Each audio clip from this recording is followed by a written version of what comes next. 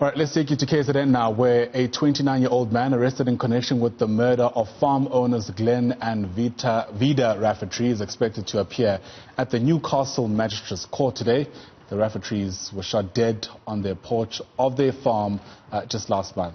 The gunmen fled the scene in the couple's car, which was later abandoned near Newcastle. These murders prompted Police Minister Bheki Cele to visit the area to discuss the security concerns of that community. He's expected to hold an imbizo later today in Newcastle. Bonga Zulane is in that province, joins us now live from Newcastle. So Bonga, this is one instance that's brought into the spotlight, I guess, the ongoing tensions between farm owners and farm dwellers. That is the context in which that case takes place, and the context through which the police minister makes a visit to that community. Yes, and as you said, good morning. I'm standing just in front of the Magistrate's Court here in Newcastle, where the proceedings are expected to get underway any moment now. As you said, this case has brought into the spotlight and prompted community tensions, basically, with people saying there have been happening farm murders here, but why particularly this one is receiving special attention. As you mentioned, bigwigs in government such as Police Minister Bheki Cele will be hosting an imbizo here today, and also following the Premier of KZN holding a meeting on Saturday where he was taken to task by committee members saying that we've never seen you before, why did you come now? Saying that they want accountability from government. So we're expecting today to be the first appearance of that 29-year-old man who, as you said, is accused of killing these two elderly farmers. And also we're hearing from the police too that he might have confessed, but details will start going out of the court inside when proceedings do start, just as you're waiting for them to begin earlier today. Yeah, and the details I understand, Bonga, are still quite scant. I mean, all we know really is that the suspects drove away with the couple's car, and that was found near Newcastle.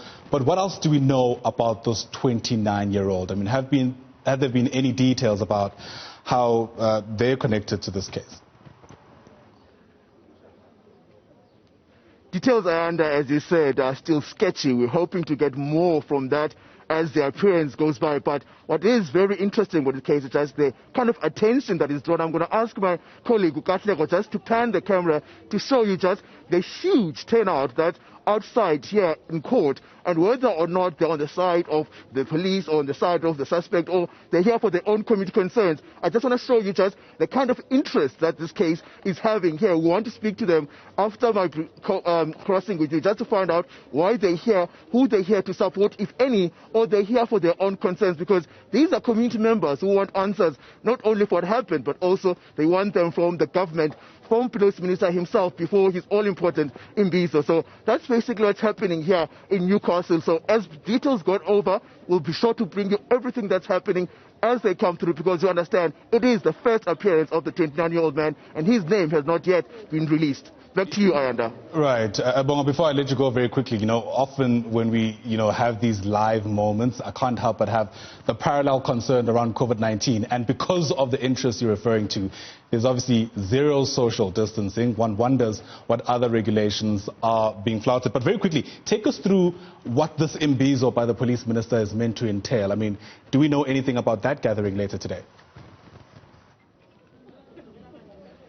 I mean, Ayanda, you heard that steaming and a very heated exchange with Sihle Zegalala on the weekend with community members, not very impressed with him.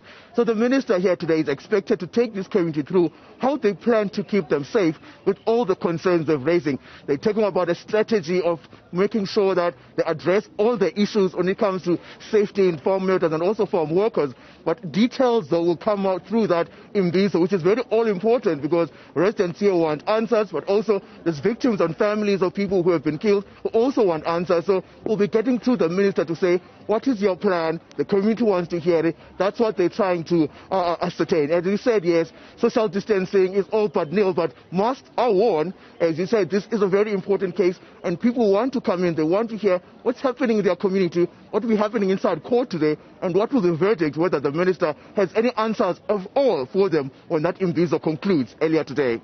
All right, Bonga Zulane is our reporter live to us there from just outside the Newcastle Magistrate's Court. Bonga, thanks very much indeed for getting us that context.